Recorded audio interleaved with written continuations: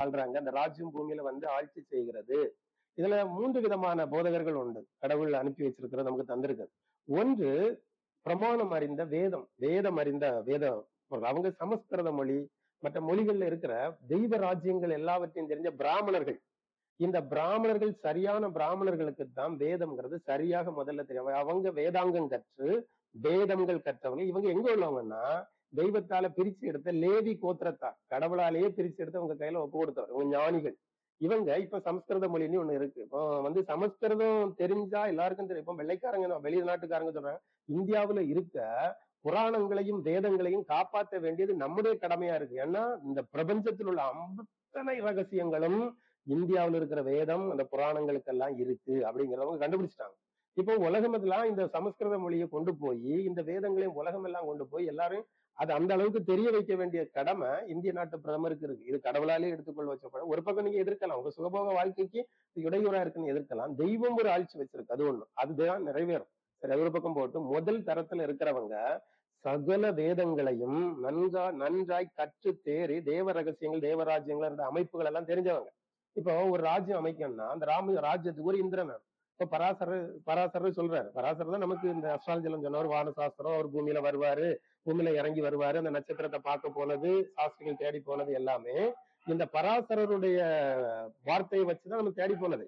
அவரு சொல்றதுல எந்த ஒரு ராஜ்யம் அமையணும்னாலும் அதுக்கு ஒரு இந்திரன் வேணும், அதுக்கு ஒரு மனு வேணும், அதுக்கு தேவர்கள் வேணும், தேவதைகள் வேணும். இப்போ முதல்ல ஒரு ராஜ்யம் இருக்கு, அது மனு, இந்திரன், அது சுவாயம்பு மனு, அவரா உண்டாரு. அதுக்கு பிறகு அவருடைய மகன் எனக்கும் எல்லாருமே மனுவா வேணும்னு கேட்டேனால 4 மனுக்களை கொடுக்குறாரு. அதுல உத்தமர்ங்கிற ஒரு மனு அடுத்து கொடுக்குறார். உத்தமர், அதுக்கு அடுத்தால தாமசர், ரைவதர், பிறகு சச்சு அப்படிங்கிற ஒரு பேர்ல வருது. இவங்க 4 வரும் பிரியவிரதனுடைய மகள். அதாவது முதல் சுவாயம்புடைய மகன். ஒவ்வொரு மனுவுக்கு கீழே பிள்ளைகள் இருப்பாங்க. மனுவின் பிள்ளைகள் ராஜாக்களா இருப்பாங்க. இப்போ அதுல தேவதைகள் இருக்காங்க. தேவதைகள் முத்தமனுடைய 2 தேவதைகள் தான் இருப்பாங்க. அதுக்கப்புறம் பாருங்க, தேவர்கள். அப்போ ஒவ்வொரு மனுவந்திரத்திலும் இத்தனை தேவர்கள் இருக்கணும்னு ஒரு விதி இருக்கு. அது வரிசையா பார்த்தா இந்த விஷயங்கள் எல்லாம், இந்த ரகசியங்கள் எல்லாம் இந்த பிராமணர்களுக்கு தான் தெரியுமே தவிர இந்த உலகத்துல வேற யாருக்கும் தெரியாது. நான் என்ன சொல்றேன், நான் தேடி பார்த்து கேட்டு தெரியாதுன்னு சொன்னதுனால, தெரிஞ்சவங்க சொன்னதுனால சொல்றேன், வேற யாருக்கும் தெரியல. அப்போ பாருங்க, அவங்க இந்த மன்வந்திரத்துல இவன் இந்திரனா இருப்பான். இதுக்கு இப்போ இருக்கிறவர் வந்து யாரு, சூரியனுடைய சந்தியாதேவிக்கு பிறந்த முதல் மகன் தான் இப்ப இருக்கக்கூடிய மனு. இதுக்கு முந்தி இருந்தது யாரு, மனோஜவன். அதுக்கு முந்தி யார் இருக்கிறா, அதுக்கு முந்தி வந்து விபு இருக்கிறார், அதுக்கு முந்தி சிபு சக்கரவர்த்தியா இருக்கார். இப்படி ஒவ்வொருவரும். இப்போ அடுத்தது வருகிற ஒரு மனு இருக்கிறாரு. அந்த மனு யாரு, சாவர்ணி மனு, அதாவது சனிக்கு அண்ணனா பிறக்கிற சூரியனுடைய மனு. இதுல ஒரு பிரச்சனை இருக்கு. என்ன பிரச்சனைனா, இங்க இருக்கிற ராஜாக்கள் அவ்வளவு சத்துருக்களை கொன்னுகிட்டே இருக்கிறாரு பரசுராமன். பரசுராமன் கொல்றதுனால பரசுராமனுக்கு அந்த இதை கொடுக்கணுமா அப்படிங்கிற ஒரு போராட்டம் இருந்துட்டு இருக்கு ஒரு பக்கம். இது இருக்கு போராட்டங்கள். அப்போ ஒரு இதுல ரிஷிகள் வேணும், சப்த ரிஷிகள் இருக்கிறாங்க. இனி அடுத்தால வரக்கூடிய சப்த ரிஷிகள் யாரு, இப்ப சிரஞ்சீவிகளா இருக்கக்கூடிய 7 பேரும் வருவாங்க. அவங்க சப்த ரிஷிகளா வர்றாங்க. இப்போ பாருங்க, அந்த தேவர்கள் ஒவ்வொரு அதுக்கு 2வது அந்த தாமச மனு வரும்போது யார் வர்றா, 3 பேர் வர்றாங்க. 3 இந்த 2 தேவதைகள் வர்றாங்க. தேவர்கள். அடுத்தது 12 தேவர்கள். அதுக்கு அடுத்த மன்வந்தரத்துல 14 தேவர்கள் வர்றாங்க. அதுக்கு அடுத்தால யார் வர்றா, அடுத்தது 24 பேர் வர்றாங்க. இப்படி ஒவ்வொரு காலகட்டத்துக்கும் தேவர்கள். இப்ப நமக்கு இருக்கிற தேவர்கள் எத்தனை, 33 தேவர்கள், 33 துவாதச 12 ஆதித்யர்கள், 11 ருத்ரர்கள், 8 அஷ்டவசுக்கள், அதற்கப்புறம் யாரு, 2 அஸ்வினி தேவர்கள். இவங்களோட வேலை என்ன, 12 ஆதித்யர்கள் 12 ராசிகள்ல இருந்து அதை நடத்துறாங்க. 11 துவாதச ருத்ரர்கள் என்ன பண்றாங்க, அந்த 12 ராசியில 11 ராசிக்குள்ள இருக்கிறாங்க. ஒரே ஒரு ராசியை ஓட்டையா விட்டுருக்காங்க. அந்த 11 வரும் சுவரா நின்று அடைச்சிருக்காங்க, பிரம்மாண்டத்தின் சுவர். சரி, இது உண்மைதானா, இதெல்லாம் இப்படி இருக்கா அப்படின்னு நீங்க பாக்கணும்னா, மோசேயின் கூடாரம்னு ஒண்ணு இருக்கு. அந்த மோசேயின் கூடாரத்துல ஆட்டுத்தோலால் ஒரு மூடுதிரையை உண்டு பண்ணது 30 மலை நீளமும் 11 மலை அகலமா இருக்கு. 11 மூடுதிரையை உண்டு பண்ணும். இந்த மூடுதிரை, இந்த அதான் சொல்றாங்க 11 ருத்ரர்கள். அப்போ அவங்க இதை அடைச்சிட்டு இருக்காங்க. ஒரே ஒரு வழியா தான் வெளியேற முடியும். அந்த ஒரே ஒரு வழி எதுன்னா, அந்த வழிதான் இப்ப இருக்கக்கூடிய மகர ராசி வழி. இதுலதான் இந்த வழியாதான் வெளியேறாங்க இஸ்ரேல் மக்கள். எகிப்திலிருந்து வெளியேறது இந்த ஒரு வழி. இப்போ விஷத்தை சாப்பிட்டுட்டு பரமசிவன் விஷத்தை சாப்பிட்டுக்கிட்டு இருந்த நடனம் ஆடுகிறது இதே ராசியில தான். இந்த ராசியில தான் நடனம் ஆடுவார். முழுசும் நடனம் ஆடும் போதுதான் அதே மாதிரி படைப்புகள்ல பிரம்மா இயற்கையா மாறி இதுலதான் இருப்பாரு. இதுல இயற்கையா மாதிரி இருந்து இதுல இருந்துதான் பரிணாம வளர்ச்சிகள் வந்துகிட்டே இருக்கும். மனிதர்கள் தேவர்கள் யாருமே இன்னும் முதிர்ச்சி அடையல.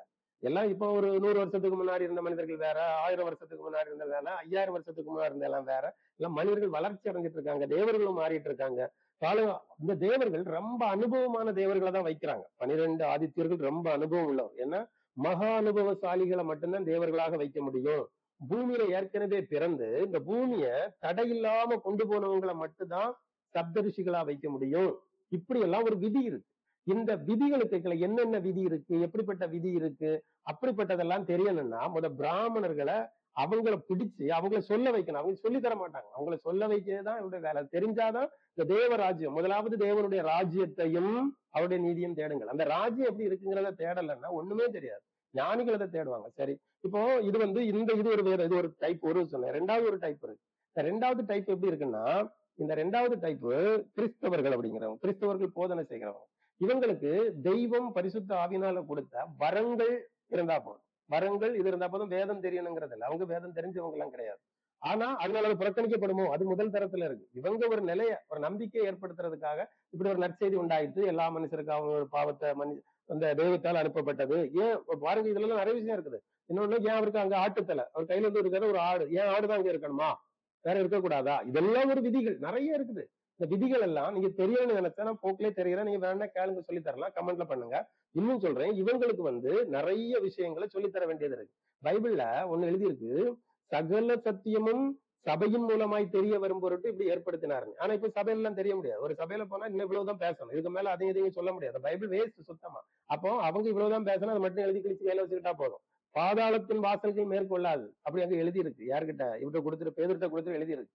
சபையின் பாதாளம் மேற்கொள்ள, பாதாளமே ஆசீர்வாதம் அனுகிரகம் ஒரே பொருள், பொருள் சேர்க்கதான் பாதாளம். அங்கெல்லாம் இருக்கிறது சகல வசதிகளும் கிடைக்கும். அதை தானே மேல எழுத சொல்லி இருக்கு. அப்படி அப்புறம் இந்த அஸ்ட்ராலஜில அங்க ஏத்துற மாட்டாங்க. ஏன்னா நீங்க வெளிப்படுத்தல போய் படிச்சா அங்க ஒரு பெண் இருக்கிறா. நிலவின் மேல் நின்று கொண்டிருந்தால், சூரியனை ஆடையாக அணிந்திருந்தால், அவள் தலையின் மேலே 12 நட்சத்திரங்கள் உள்ள ஒரு கிரீடம் இருந்தது.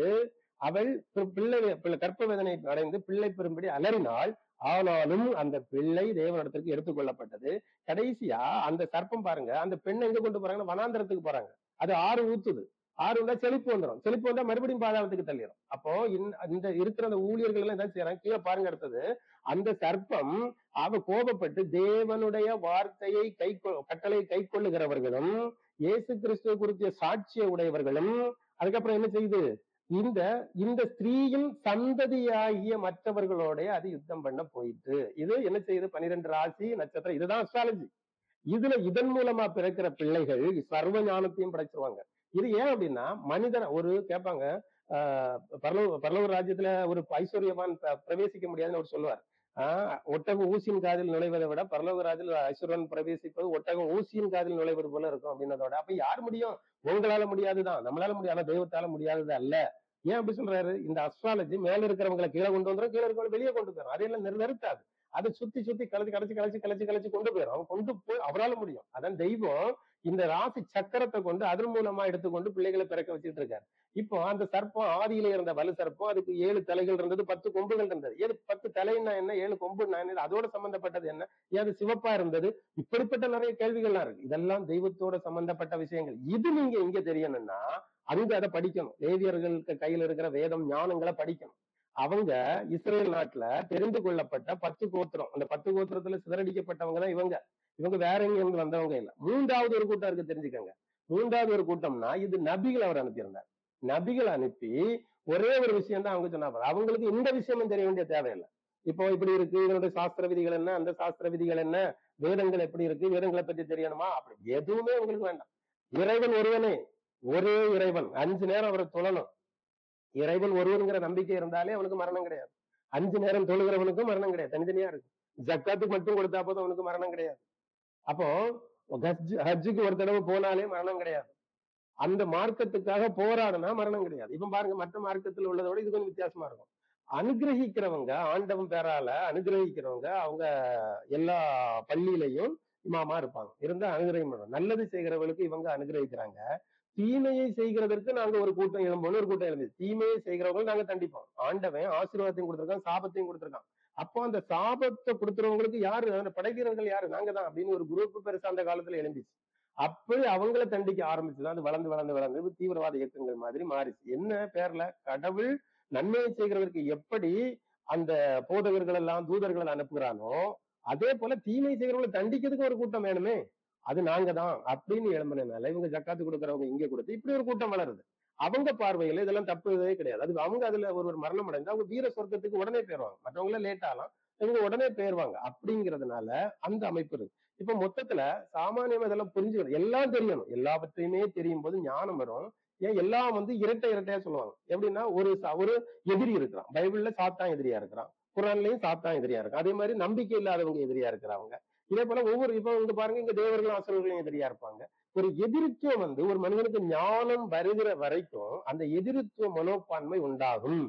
அந்த ஞானம் ஒருவருக்கு அந்த இதயம் ஞான இருதயமா மாறும் வரை, இதயம் ஞான இருதயமா மாறிய பிற்பாடு ஞானம் தேசம், இந்த ஞானம் தேசம் பக்தி இந்த கீழே இருக்கிற எல்லா நிலையும் உறுத்தி போட்டுரும். உறுத்தி போட்டதுக்கு அப்புறம் தான் இது நமக்கு நல்ல பயன் தரும். அப்போ தெரியுதா, முஸ்லிம்களுக்கு இந்த மாதிரி கொஞ்சம் தெரிஞ்சா போதும், எல்லாம் வேதங்களே தெரியணுங்கிற இறைவன் ஒருவன்கிறது நல்லா தெரிஞ்சா போதும்.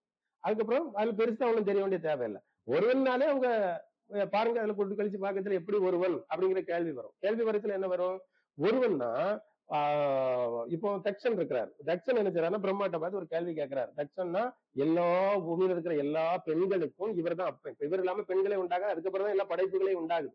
அப்ப இவர் தான் தக்ஷன். இவர் கேட்கிறாரு தகப்பனாரை பார்த்து, இப்போ எனக்கு நான் என்ன பண்ணேன், நான் யாரை வழிபட்டா மரணம் இல்லாம போவேன் அப்படின்னு ஒண்ணு கேட்கிறாரு. அப்போ கால வசத்தால் விஷ்ணு பிரம்மா இந்திரன் அதுக்குள்ள இருக்க மனுக்கள் தாரமதப்பான் எல்லாம் அழிஞ்சு போகும்.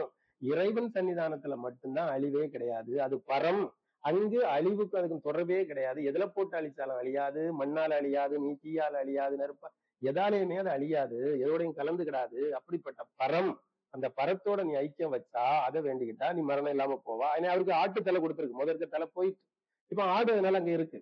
அப்போ இது உள்ள நிறைய விஷயங்கள் இருக்குன்னா சாதாரணிக்க புரிகிறதுக்கு ஒரு இதை சொன்ன ஒரு புள்ளி போட்டேன், அவ்வளவுதானே தவிர இல்ல. அவரு அதுக்கப்புறமா 1000 வருஷம் வேண்டி இங்கதான் போய் சேர்வாரு.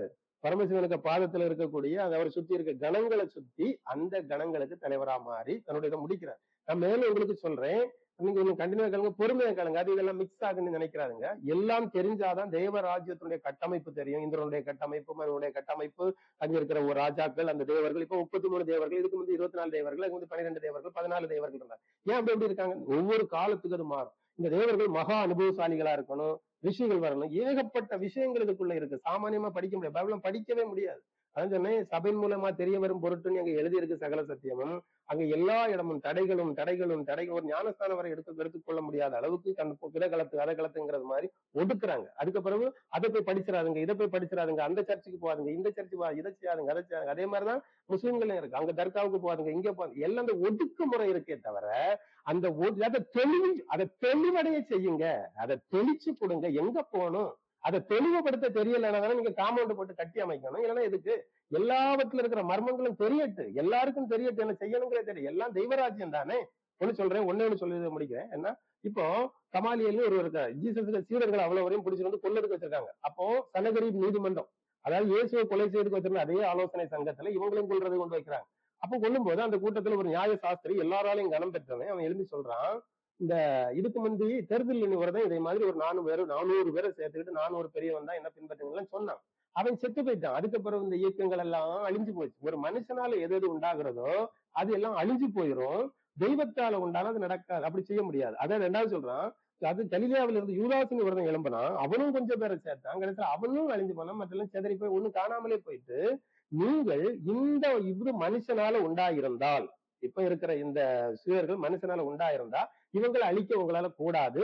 அதனால நீங்க என்ன செய்கிறீர்கள்னா, நீங்க இதை உங்களை இப்படியே விட்டுருங்க. மனுஷரால உண்டான இது அழிஞ்சிரும், மற்றபடி இது அழியாது. இப்ப நிறைய இருக்கு ஒண்ணு கண்டினியூவா போனா தெய்வத்தால உண்டாயிருக்கும். கண்டிப்பா அது என்னன்னு பார்க்க வேண்டிய தேவை இருக்கு.